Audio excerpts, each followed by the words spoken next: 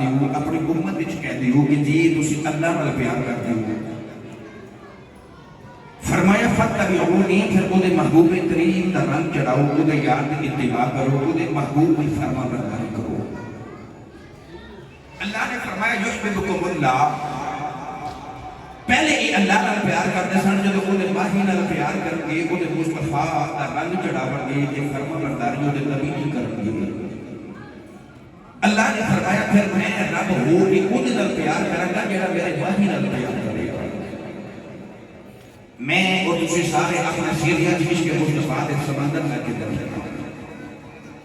اللہ فرماتا ہے کہ میرے ماہی تے ہو جاؤں میں تو اڈا ہو جاؤں. وقت چونکہ زیادہ ہو گیا، شادی حال کا ٹائم بھی بڑا مخصوص ہے.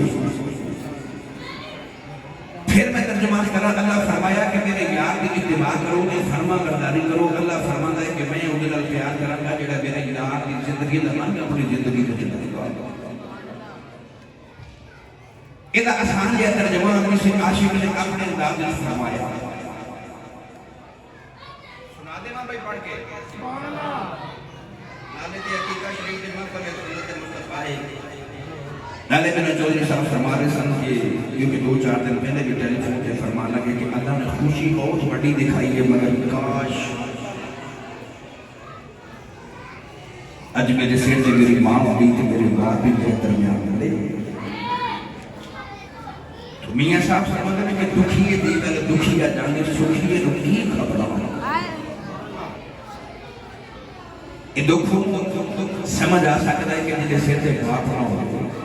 میرے والد محترم کے تقریباً 1 سال سے 2 مہینے ہو چلے گئے.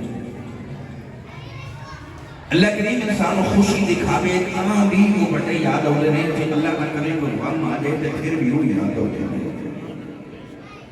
تو لہذا میں خوشی والا ماحول ہے تو خوشی والے دن دینا ہے. مگر میرے چودھری صاحب فرما رہے سن کے والدین کی شان بھی سنایا کہ میں ایک تقریر سے 2 سنا کے جانا ہے. اللہ فرماتا ہے میرے یار دے ہو جاؤ. اللہ فرماتا تن من دھن میرے یار کو قربان کرو. یہ ترجمہ کس نے فرمایا کر ذکر